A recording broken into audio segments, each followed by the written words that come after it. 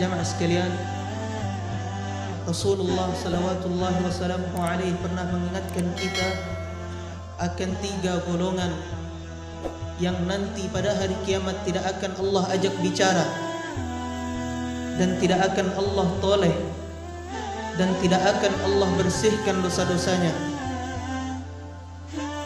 Siapa mereka? Disebutkan di dalam sebuah hadis yang termaktub di dalam Sahih Muslim. Hadis ini diriwayatkan oleh Abu Hurairah radhiyallahu anhu. An Abi Hurairah radhiyallahu anhu 'anil Nabi sallallahu alaihi wasallam qala, Nabi sallallahu alaihi wasallam bersabda, "Thalathun la yukallimuhumullahu yawmal qiyamati wa la yanzuru ilaihim wa la yuzakkihim wa lahum 'adzabun alim." 3 golongan yang pada hari kiamat tidak Allah ajak bicara dan tidak Allah lihat dan juga tidak Allah bersihkan dosanya, dan bagi mereka azab yang pedih. Siapa mereka?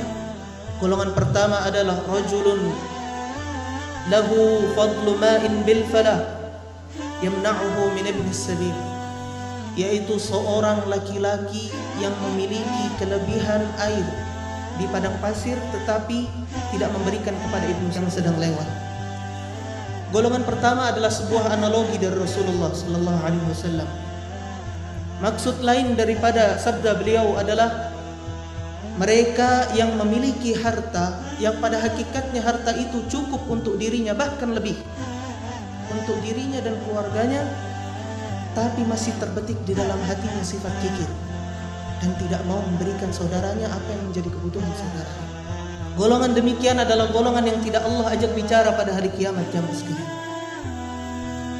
Lantas bagaimana kita menghindari atau belajar untuk menghindar agar tidak termasuk daripada 3 golongan tersebut? Rasul memberikan kita kaidah.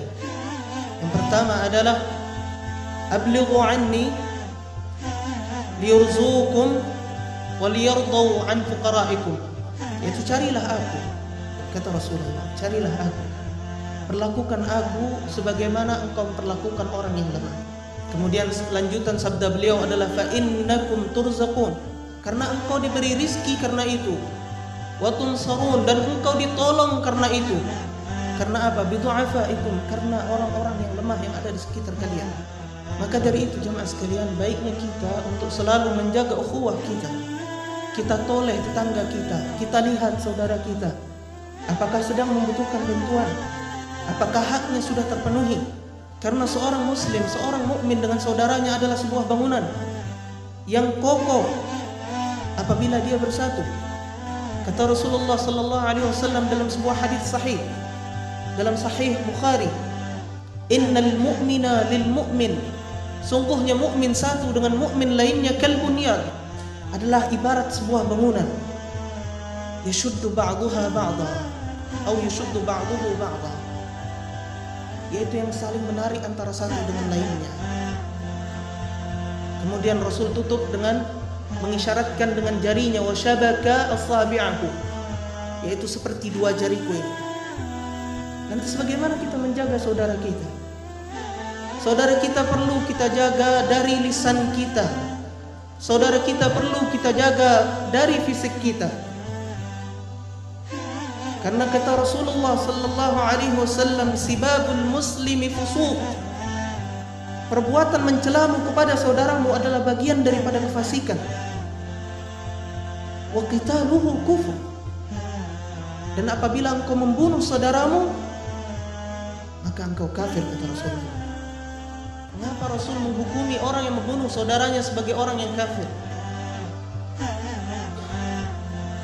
Karena disebutkan di dalam hadis lain bahwa hilangnya dunia, hancurnya dunia itu lebih ringan di sisi Allah daripada terbunuhnya satu orang muslim. Hadis ini sahih jemaah sekalian. La zawalud dunya 'ala Allahi ahwan, lebih ringan bagi Allah menghilangkan dunia min qatli nafsil mu'min, daripada membunuh satu orang mukmin. Dalam riwayat lain dikatakan la zawalud dunya jami'an, hilangnya seluruh yang ada di muka bumi. Bukan hanya dunia yang hilang, tapi apapun yang ada di isinya, yang ada di dalam dunia, hilang bersama dunia. Itu lebih ringan bagi Allah daripada hilangnya satu nyawa seorang muslim. Adapun jamaah sekalian, golongan kedua yang tidak Allah ajak bicara pada hari kiamat adalah rajulun baya'a rajulan bisil'atin ba'da al-'asr fahalafa lahu billah la akhadaha bikadza wa kadza fasaddaqahu wa huwa ala ghairi dzalik. Yaitu apabila seorang hamba berdagang atau berjualan dengan saudaranya pada waktu asar, lantas pembeli bersumpah atas nama Allah bahwa ia menemukan barang yang sama ada pada saudaranya yang lain dengan harga yang lebih murah. Lantas si penjual mempercayai omongan daripada pembeli dan memberikan dengan harga yang sama.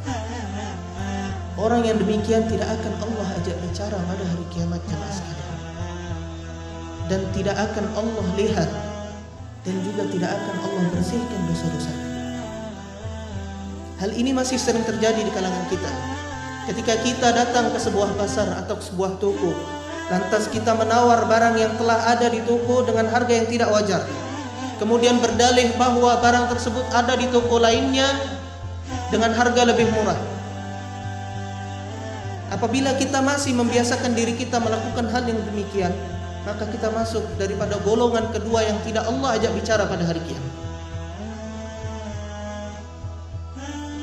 Jika kita ingin menawar barang, maka tawarlah dengan sewajarnya dan tanpa perlu mencela barang, apalagi membandingkan dengan barang saudara kita yang lainnya. Jika tidak cocok, tinggalkan tanpa mencela. Kemudian golongan ketiga, jamaah sekalian, yang Allah tidak ajak bicara pada hari kiamat adalah rajulun baya'a imaman la yubayyi'uhu illa lidunya fa in a'tahu minha wafa wa in lam yu'tihi minha lam yafi. Yaitu seorang hamba yang membaiat imam atau membaiat seorang pemimpin, tapi baiatnya tidak lain karena urusan dunia.